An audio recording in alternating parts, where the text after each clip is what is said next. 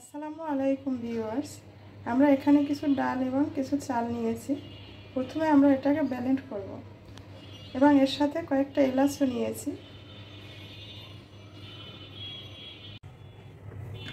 ব্লেন্ডারে আমরা চালগুলো ব্লেন্ড করে নিয়েছি। এবার এর মধ্যে কাঁচামরিচ এবং ডাল দুটো আমরা ব্লেন্ড করে নেব।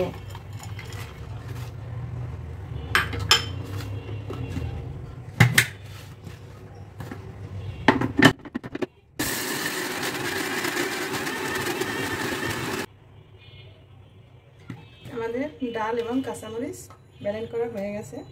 এখন আমরা এটাকে উঠিয়ে নেব।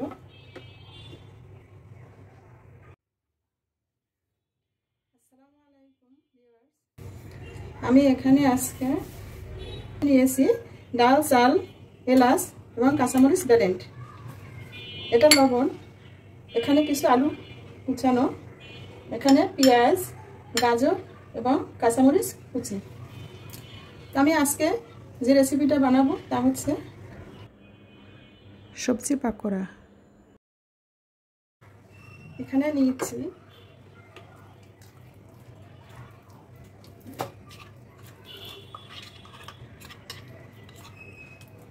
আজকে আমি যে রেসিপিটা তৈরি করব তা হচ্ছে সবজি পাকোড়া।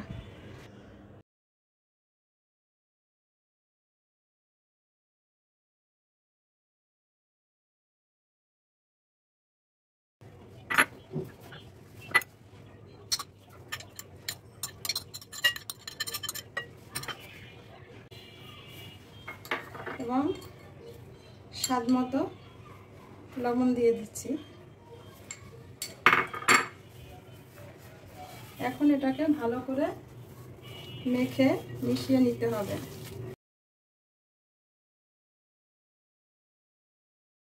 এবং এর মধ্যে আমি একটু হলুদের গুঁড়া এবং লাল মরিচের গুঁড়া দেব।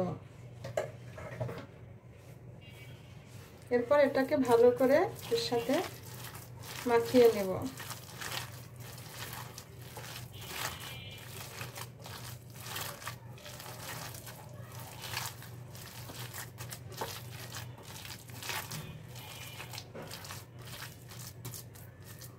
আমাদের মাখানো হয়ে গেলে এটাকে 5 থেকে 10 মিনিট এভাবে রেখে দেব।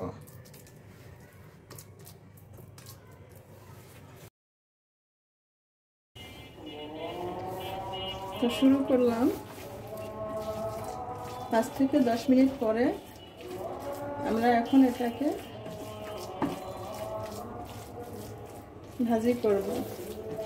তো আমরা শুরু করলাম ডাল সবজি পকোড়া ভাজি।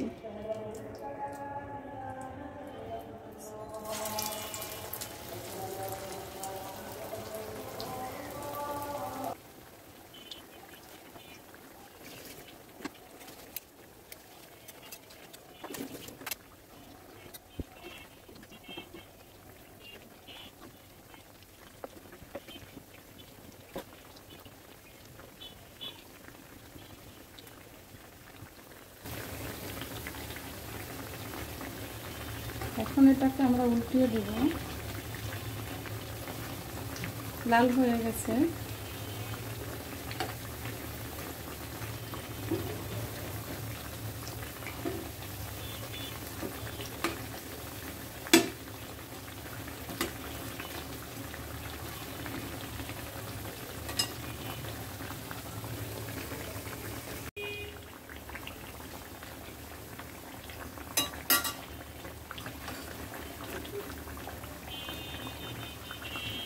আমাদের পাকোড়াটা হয়ে গেছে।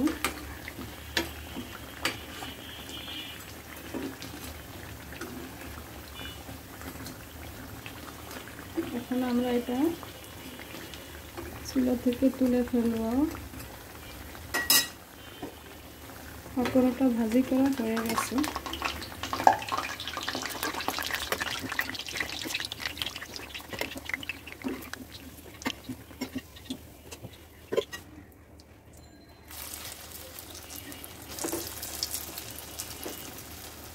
আমি এখন ডাল সবজি পাকোড়া ভাজি করছি।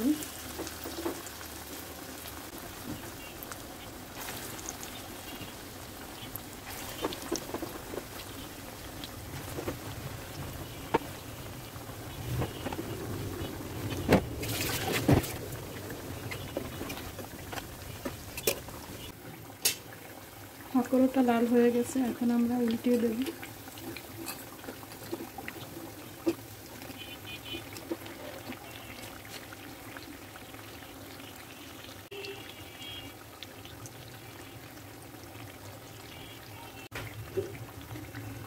আমার পাকোড়া ভাজা হয়ে গেছে, এখন তেল থেকে পাকোড়াটা উঠিয়ে ফেলবো।